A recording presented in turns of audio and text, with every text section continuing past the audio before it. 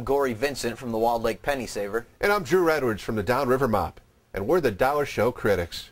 Putting our asses in great danger in seats that haven't been reupholstered since the early 90s to find out if movies are in fact worth $1. And that can cause chafing. It sure can. And on this week's Dollar Show, we have Gran Torino, the latest film by Clint Eastwood that he directed, starred, produced, and co-wrote the theme song to. Wow. It's a lot of things to do. Hard-working man. He's a hard-working man, but Clint would have it any other way. Clint plays Walt Kowalski, a retired auto worker from Detroit, who lives in a slowly decaying neighborhood. One night while Clint's home sleeping, somebody tries to break in his garage and steal his Gran Torino. Well, in Clint fashion, he goes out there and he basically goes after him with a gun.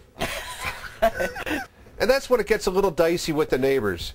But when the mother finds out that the son's done this, she makes the son repay Walt in odd jobs throughout 2 weeks. Over the course of the 2 weeks, Clint dogs this kid all over the town. He's making them do this, do that, clean up this, dig up that.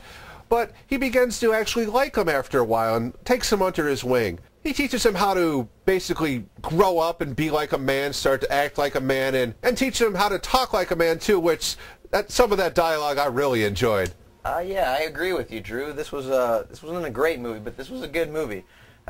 Clint, like you said, this was Clint's show all the way, and he has some great lines in this. He does play quite the racist old bastard in this thing, but you get the feeling he's never really let anybody in, gotten to know anybody, and once he actually gets to know the neighbor and see that he's not this punk teenager he thought he was, he begins to let his guard down and like him, and it was kind of predictable, but overall, I still found it effective. The end did surprise me a little bit, and like you said, Clint Eastwood made the thing. I really liked it too. Oh, very good, and very humorous at times as well. Oh, it was a funny movie. Yeah, don't get me wrong. Had a lot of great one-liners in there, especially how about to be a man with a WD-40 and the Vice grips. Oh yeah, that was great stuff right there. It was great, especially the barber I enjoyed. The barber was great. Yeah, I think he played Marge's husband in Fargo, and also I did want to say though, I thought the kid who played Toe, the neighbor, Toe. Yeah, he was a little edgy there. He was a little bit rough around the edges. He was a little amateur. It was a good try, but next to Clint, he looked a little out of whack. But all in all, I'm going to say, is this movie, Gran Torino, worth $1? I say, yeah, this is worth $1. I mean, you could pay $2 for this and it'd be a good movie. I'd say $3. Okay. $3 would be a great median price for this, but yeah, go out and see this movie. For our DVD pick this week, I'm going to stick with Clint and go with my all-time favorite Clint Eastwood movie, the 1992 Oscar-winning classic, Unforgiven. This is a return to the Western for Clint. He plays William Money. He used to be a drunken killer, vicious killer of women and children, and just terrible things he did, apparently, William Money.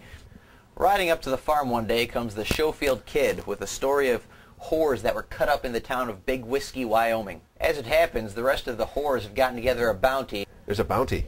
And they've put a price on the heads of the men responsible for cutting up the one whore in the beginning of the movie. I shouldn't say whore so much, should I? No, you should. Will at first wants nothing to do with it. After all, he's done with those gunfighting days, right? But he does have sick pigs on the farm, and he is kind of hard up for cash, so he decides, all right, what the hell, one more time.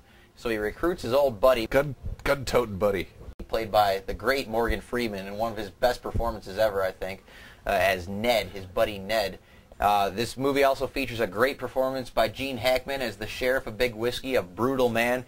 Dishes out some brutal beatings in this movie. Has one of the best endings I've ever seen in a movie. I remember standing up in the theater when I saw it, and it was that good. You got to rent this movie. Unforgiven, if you haven't already seen it, and even if you have, it holds up to multiple viewings well. Oh, I completely agree with you. In every facet of that, I especially enjoyed Gene Hackman in this movie. Great villain, he brought that role out so much. I wanted to kill him myself, but I think he would have kicked my ass. I'm pretty sure of it if I didn't have a gun, and if I did, well, we all know what happened then. You're right. It's a testament to Gene Hackman, how he's probably like, maybe 60 years old in this movie, and yet you feel afraid of him. You're like, this guy could. He could just beat you to a pulp. And I would not screw with Little Bill. No. And remember to turn in all your firearms when you get into Big Whiskey. Oh, that's right. You better, or there's going to be trouble. Big trouble. We'll be back next week with another Dollar Show and another DVD pick. Until then, we're the Dollar Show Critics, and we'll see you. Yeah, I mean, Unforgiven. I just watched that like 2 nights ago.